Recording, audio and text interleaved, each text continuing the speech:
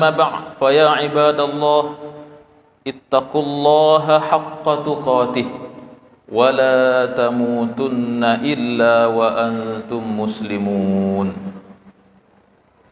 فاسمعوا قول الله تعالى في كتابه الكريم أعوذ بالله من الشيطان الرجيم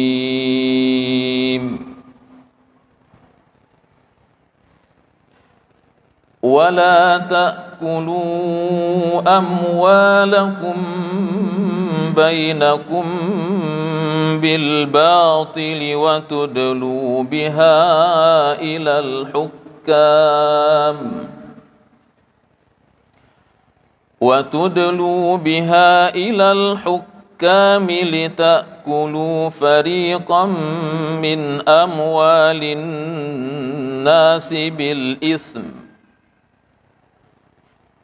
لتأكلوا فريقا من أموال الناس بالإثم وأنتم تعلمون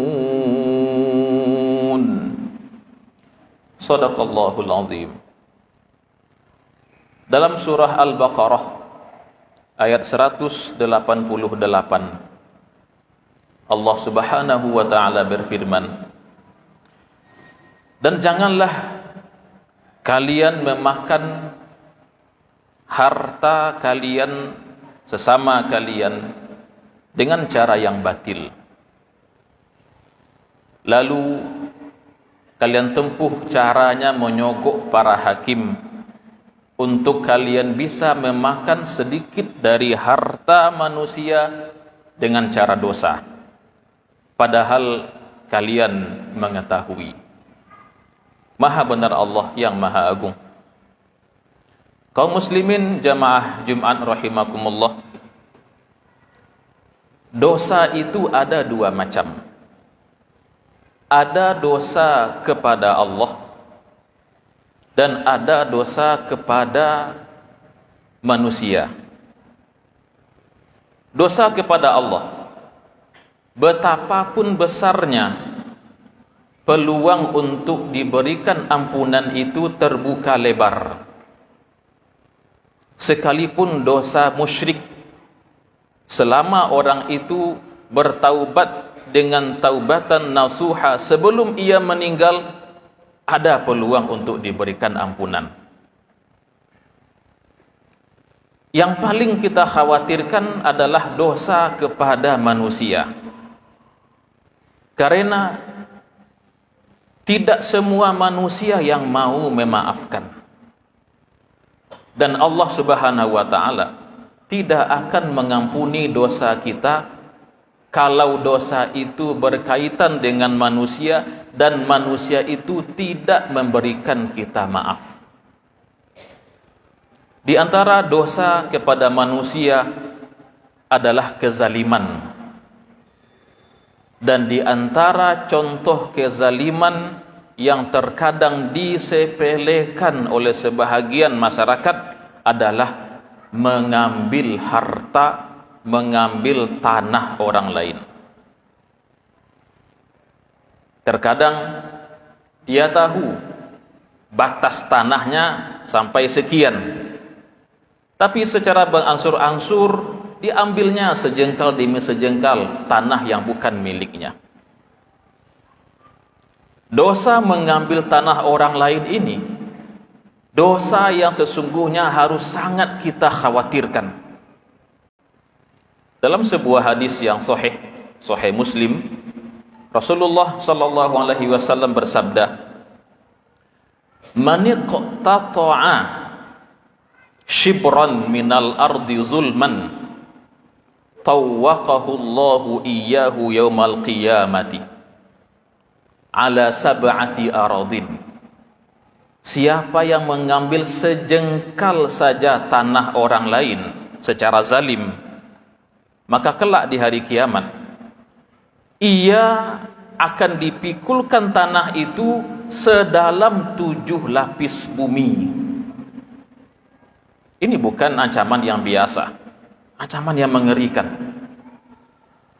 Kalau itu untuk orang yang mengambil sejengkal saja tanah milik orang lain, apalagi yang mengambil berhektar-hektar. Ada seorang sahabat Nabi bernama Sa'id bin Zaid. Sa'id bin Zaid ini sesungguhnya adalah seorang sahabat yang diberikan kabar gembira untuk masuk surga. Al-Asharah Al-Mubasysyaruna bil Jannah. Abu Bakar, Umar, Utsman dan sebagainya. Di antaranya Sa'id bin Zaid ini. Sa'id ini ia punya rumah. Di depan rumahnya tentu ada halaman. Di samping halaman itu ada tanah miliknya. Hanya sayangnya tanah itu tidak berpagar. Di samping tanah miliknya ada tanah milik seorang perempuan bernama Arwa binti Uwais. Sama, tidak juga berpagar. Sebenarnya wanita ini, Arwa ini pernah memberikan batas tanahnya. Ditanamnya beberapa ikat rambutnya, tapi kemudian batas itu hilang, lenyap. Sa'id bin Zaid mengerti betul bagaimana tanah ini bisa menjadi perkara yang nanti tidak akan habis selesai di hari kiamat. Maka ia berinisiatif untuk memberikan pagar dan batas mana tanah miliknya dan mana tanah milik Arwa binti Uwais. Dan ini peringatan pertama bagi kita. Kalau tanah itu berpotensi menimbulkan polemik, pertengkaran, jelaskan batasnya. Karena batas yang tidak ada atau yang tidak jelas sangat memungkinkan terjadinya pertengkaran. Karena tanah itu harta yang berharga. Tanah di antara harta yang tidak akan pernah turun harganya. Karena Sa'id bin Zaid sangat memahami bahwa tidak adanya batas, tidak adanya pagar akan bisa menimbulkan pertengkaran, polemik, maka ia bermaksud memberikan pagar sebagai batas yang tegas antara tanah miliknya dan tanah milik Arwa binti Uwais ini. Ketika Sa'id memberikan batas, nampaklah oleh Arwa ini dan wanita ini tanpa bukti, tanpa alasan yang jelas menuduh Sa'id sengaja melebihkan batas tanahnya untuk mengambil sebahagian tanah miliknya. Arwa menuduh Sa'id, sang sahabat Nabi ini, telah melebarkan batasnya untuk mengambil sebagian tanah miliknya. Dan Arwa ini membawa kasus ini ke pengadilan. Saat itu yang menjadi gubernurnya adalah Marwan bin Hakam. Maka dipanggillah Sa'id bin Zaid ke pengadilan. Hakim bertanya, "Wahai Sa'id, benarkah engkau mengambil tanah milik Ibu Arwa ini secara zalim?" Apa kata Sa'id? "Saya yang mengambil tanah beliau. Saya yang pernah mendengarkan Nabi bersabda, siapa yang mengambil sejengkal tanah milik orang lain secara zalim, maka kelak ditimpakan kepadanya tanah itu sedalam 7 lapis bumi. Tidak akan mungkin saya mengambil tanah milik orang lain setelah mendengarkan hadis Nabi itu." Tuduhan Arwa ini memang tuduhan yang tak beralasan. Namun karena sudah terlanjur hal ini dibawa ke meja hijau, kata Sa'id, biarlah tanah itu menjadi miliknya. Saya tidak bersedia untuk mengambilnya kembali. Meskipun dia tahu itu tanah miliknya, tapi karena sudah menjadi masalah di pengadilan, biarlah diambil oleh Arwah itu, dan biarlah dia memakan potongan-potongan neraka. Karena kasus ini didengar oleh banyak orang, maka Sa'id akhirnya berdoa, "Allahumma in kanat kadzibatan fa'ami basaraha wa la tumitha illa maqtulatan fi dariha. Ya Allah, kalau seandainya perempuan itu berbohong, maka butakan matanya, dan jangan matikan ia kecuali terbunuh di rumahnya. Memang doa ini terkesan berlebihan, tetapi terkadang seseorang yang dalam posisi terzalimi bisa saja mendoakan apapun terhadap orang yang menzaliminya. Maka waspada. Mungkin sekarang kita punya kuasa, kita ninik mama, kita orang yang dianggap di kampung, di nagari, kita bisa mengambil punya orang dan orang itu tidak bisa membalas, hanya akan diam. Tapi ingat, kalau sempat dia mendoakan kita doa-doa yang mencelakakan kita, doa orang yang terzalimi itu tidak ada hijabnya dengan Allah. Ittaqu da'watal mazlum, kata Rasulullah. Takutlah doa orang yang terzalimi. Fa innahu laisa bainahu wa bainallahi hijab. Karena doa orang terzalimi tidak ada batasnya dengan Allah, langsung terkabul. Dan memang arwah ini beberapa bulan berikutnya buta total. Dan dia tahu ini akibat doa Sa'id bin Zaid. Suatu pagi ia merangkak-rangkak di rumahnya itu karena tidak bisa melihat. Dia lupa, dia pernah menyuruh orang untuk menggali sumur di dalam rumahnya. Karena tidak bisa melihat, dia pun masuk ke dalam sumur itu dan mati di dalamnya. Ini pelajaran. Masalah tanah ini bisa berujung sangat mencelakakan. Maka kita yang diberikan amanah, selesaikan masalah ini dalam kaum kita, dalam keluarga kita, dan jangan pernah menjadi pihak yang menzalimi.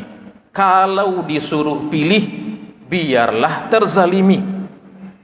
Walaupun kita berhak memperjuangkan hak kita, kalau ada dalilnya, ada buktinya, ada dokumentasinya, silakan. Tapi waspada, jangan sampai menjadi pihak yang menzalimi. Karena kezaliman dalam masalah ini nanti berakhir dengan neraka di hari kiamat. Na'udzubillah min dzalik. Fa'tabiru ya ulil albab la'allakum tuflihun.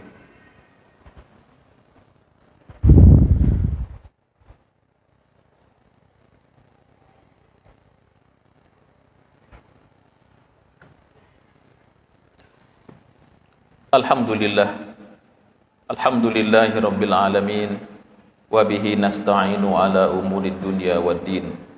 Ashhadu an la ilaha illallah wahdahu la syarika lah, wa ashhadu anna Muhammadan abduhu wa rasuluh. Allahumma salli wa sallim wa barik ala sayyidina wa habibina wa maulana wa syafi'ina wa qurrati a'yunina Muhammad wa ala alihi wa sahbihi wa man tabi'ahum bi ihsanin ila yaumiddin. Tsumma amma ba'd, fa ya ibadallah, ittaqullaha haqqa tuqatih wa la tamutunna illa wa antum muslimun. Fasma'u qaulallahi ta'ala fi kitabihil karim. A'udzu billahi minasy syaithanir rajim. Bismillahirrahmanirrahim. Wal 'asr innal insana lafi khusr illa alladhina amanu wa 'amilus solihati wa tawasaw bil haqq wa tawasaw bis sabr. Shadaqallahul azim. Kaum muslimin jamaah Jumat rahimakumullah. Apa yang terjadi pada Arwa binti Uwais yang telah menuduh Sa'id bin Zaid secara zalim mengambil tanah miliknya padahal tidak, sesungguhnya menjadi pelajaran bahwa Allah bisa saja memperlihatkan kezaliman kita, dosa kita sebelum kita mati. Dan sesungguhnya banyak contoh yang bisa kita lihat, kita dengar tentang orang-orang yang mengambil tanah milik orang lain dengan zalim, tidak selesai hidupnya. Bahkan tidak bagus akhir kehidupannya. Maka belajarlah dari pengalaman mereka dan jauhi diri kita dari menzalimi dan mengambil hak orang lain, di antaranya tanah. Suatu ketika Abu Talhah datang kepada Sayyidah Aisyah Ummul Mukminin, ia mengadukan masalah tanah juga. Apa kata Sayyidah Aisyah? Ya Abu Talhah, ijtani bil ard. Abu Talhah, jauh-jauhlah dari masalah tanah, jauh-jauh, hindari masalah-masalah tanah itu, karena nanti di hari kiamat berat pengadilannya, berat hisabnya. Maka kita tegaskan kembali, jangan menjadi pihak yang menzalimi. Kalaupun akan menjadi terzalimi, terzalimilah. Tidak akan berapa lama dunia ini. Tapi pihak yang menzalimi dengan kekuasaan, dengan nama, dengan pengaruh mengambil tanah orang lain secara zalim, tunggulah nanti hisab yang berat di hari kiamat. Innallaha wa malaikatahu yusalluna 'alan nabi ya ayyuhalladzina amanu sallu 'alaihi wa sallimu taslima. Allahumma salli 'ala Muhammad wa 'ala ali Muhammad kama shallaita 'ala Ibrahim wa 'ala ali Ibrahim wa barik 'ala Muhammad wa 'ala ali Muhammad kama barakta 'ala Ibrahim wa 'ala ali Ibrahim fil 'alamin innaka Hamidum Majid. Allahumma ighfir lil